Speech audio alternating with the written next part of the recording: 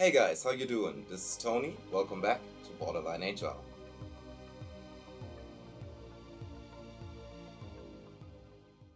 In today's video, I'll try to answer the question, how does BPD feel? So, imagine the most angry you've ever been, the most upset you've ever felt, the most happy you ever were.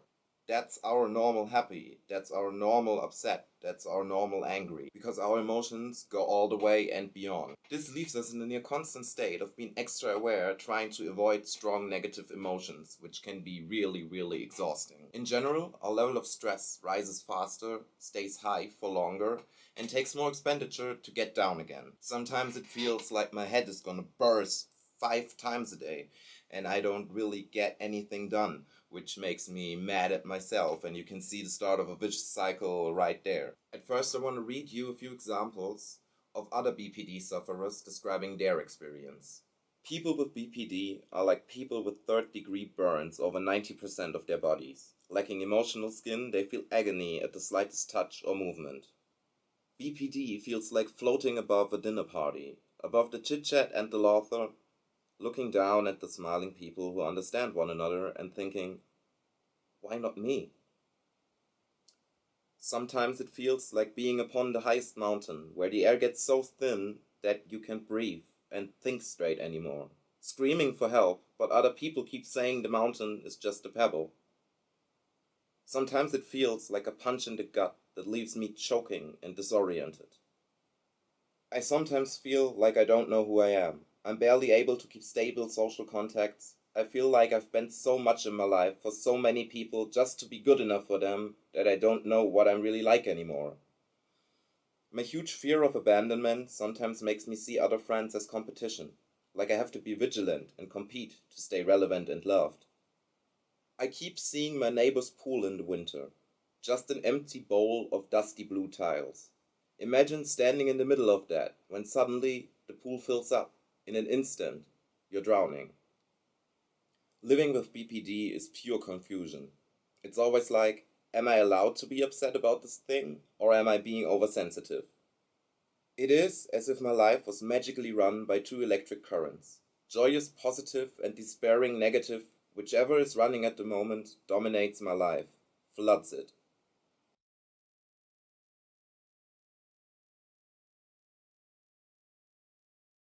And here's the one me and my therapist came up with: the Emotional Ferrari. If you think of our emotional capabilities as cars, neurotypical people would be driving a standard car, but people with BPD are driving a sports car with only 2 gear positions, reverse and the fastest one forward.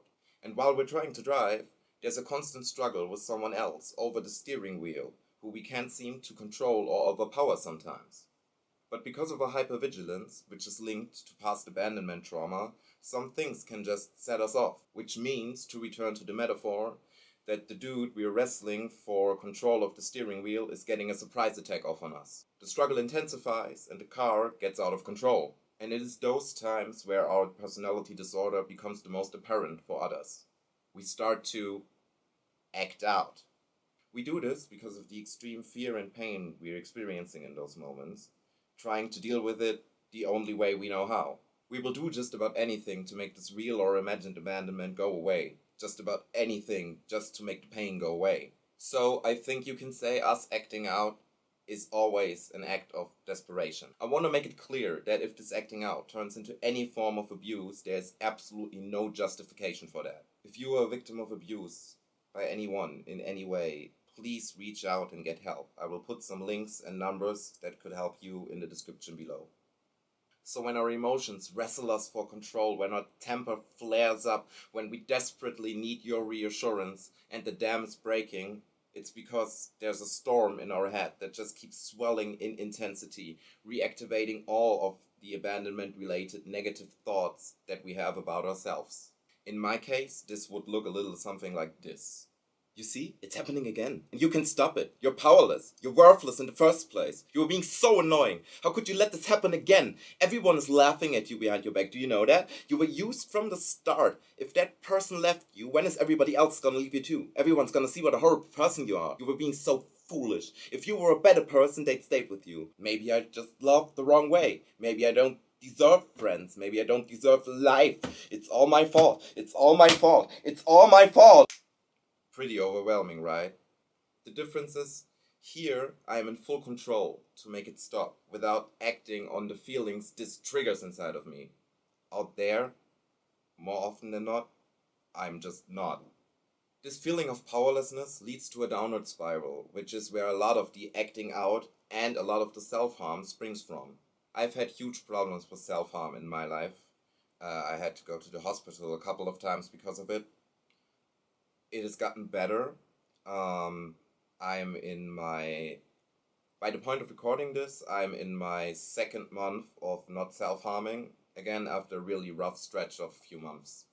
Self-harm isn't as much of a choice to us as it may seem, especially not a conscious, planned one, like I'm gonna do this or this to myself today. But it is what we do in moments where we feel that we have no other way to regulate our emotions. And that's the thing. Sometimes it just feels like you're being crushed by a wave that just forcibly carries you with it.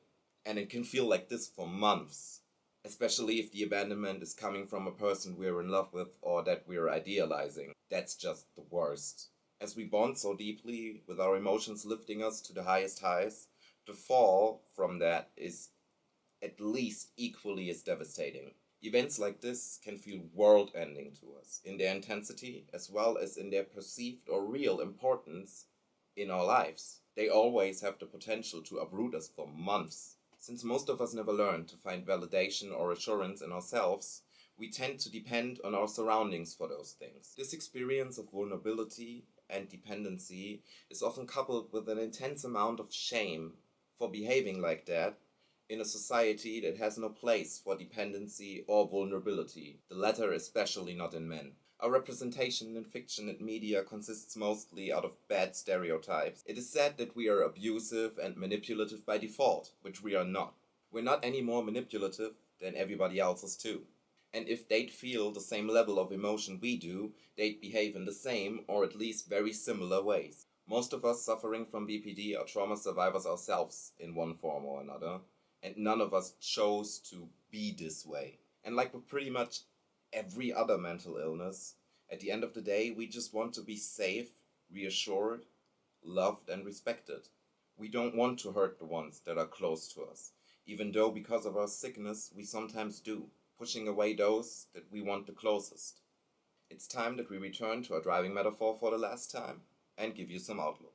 Therapy is about learning to get to know the other person in the car with you, aka your past reality, and learning how to keep them from taking the wheel. But also to reassure them when they get upset, to let them talk and listen to them when they get loud, and to learn to drive the Ferrari ourselves, here in the now. And how do I feel now?